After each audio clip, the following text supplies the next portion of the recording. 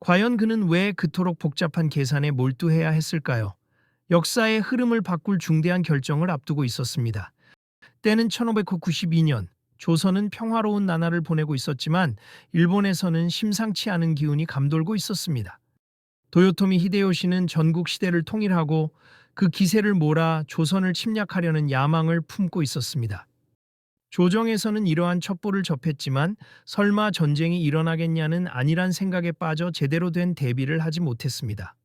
하지만 이순신은 달랐습니다. 그는 왜군의 침략 가능성을 예견하고 철저한 대비 태세를 갖추기 시작했습니다. 그는 거북선을 개발하고 해군을 훈련시키며 주변 해역의 지형을 꼼꼼히 파악했습니다. 특히 그는 조류의 흐름과 수심, 암초의 위치 등을 정확히 계산하여 해전에 유리한 지점을 파악하는 데 심혈을 기울였습니다. 그의 이러한 노력은 단순히 용맹함에서 비롯된 것이 아니라 철저한 분석과 계산에 기반한 전략적인 준비였습니다. 1592년 4월 13일 드디어 왜군의 대규모 함대가 부산 앞바다에 나타났습니다. 조선 조정을 비롯한 대부분의 사람들은 속수무책으로 당황했지만 이순신은 침착하게 함대를 이끌고 출전했습니다. 옥포해전 이순신은 그동안 갈고 닦은 전략과 지형지물을 이용한 전술로 왜군 함대를 격파했습니다. 하지만 이 승리는 시작에 불과했습니다.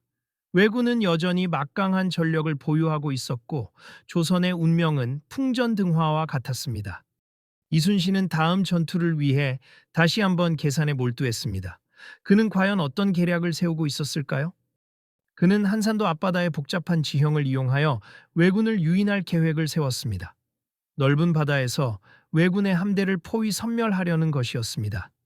이를 위해 그는 먼저 소규모 함대를 보내 왜군을 유인하도록 했습니다. 마치 낚시꾼이 미끼를 던지듯 말이죠. 고니시 유키나가를 비롯한 왜군 지휘관들은 조선 수군의 계략을 눈치채지 못하고 승리에 도취되어 섣불리 추격했습니다. 마침내 왜군 함대는 이순신이 기다리고 있던 한산도 앞바다에 진입했습니다. 이순신은 하객진 전법을 펼쳐 왜군 함대를 포위했습니다. 마치 학이 날개를 펼친 듯한 모습이었죠. 거북선을 선두로 한 조선 수군의 맹렬한 공격에 왜군 함대는 속수무책으로 무너져 내렸습니다. 한산도 대첩은 임진왜란의 흐름을 바꾸는 결정적인 전투였습니다. 이 승리로 조선은 제해권을 장악하고 왜군의 보급로를 차단할 수 있었습니다. 하지만 이순신의 활약은 여기서 멈추지 않았습니다. 그는 끊임없이 전략을 수정하고 새로운 계략을 구상하며 왜군을 괴롭혔습니다. 명량해전 이순신은 단 13척의 배로 133척의 왜군 함대에 맞서 싸워 기적적인 승리를 거두었습니다. 이 전투에서 그는 조류의 흐름을 역이용하고 좁은 해협의 지형을 이용하여 왜군 함대를 혼란에 빠뜨렸습니다. 노량해전 이순신은 임진왜란의 마지막 전투에서 전사했지만 그의 용기와 지략은 영원히 역사에 기록되었습니다. 이순신의 업적은 단순히 승리만을 의미하는 것이 아닙니다.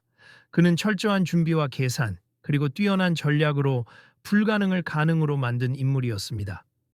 전쟁은 단순히 힘과 용기만으로 승리할 수 있는 것이 아닙니다.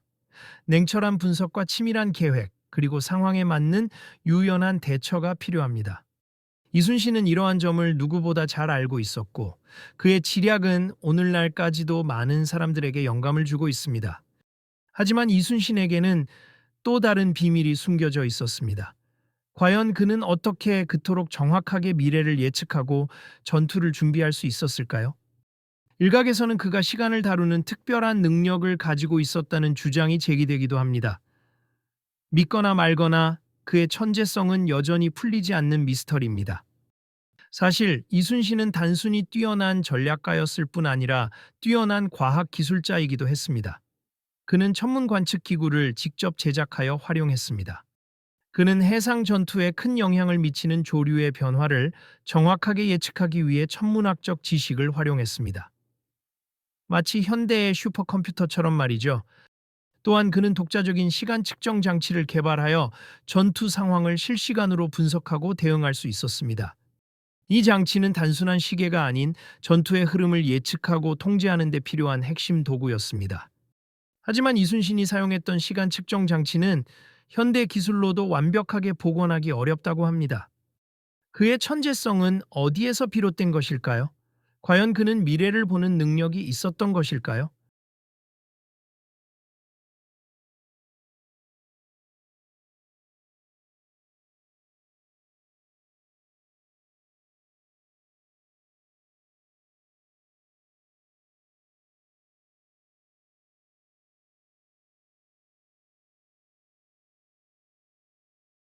어쩌면 그는 시간을 지배하는 특별한 힘을 가지고 있었는지도 모릅니다. 역사는 아직 그의 모든 비밀을 밝혀내지 못했습니다.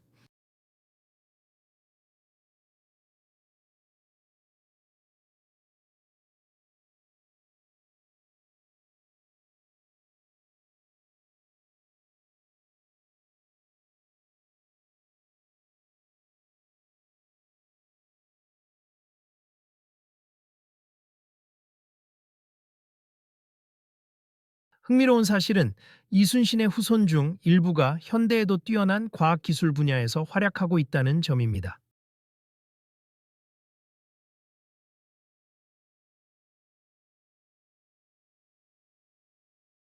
과연 그들은 이순신으로부터 특별한 유전적 능력을 물려받은 것일까요? 아니면 단순히 우연의 일치일까요? 이순신과 시간을 지배하는 능력. 다음 시간에는 더욱 놀라운 사실들이 여러분을 기다립니다. 과연 이순신은 정말 시간을 지배했을까요? 다음 이야기를 기대해 주세요.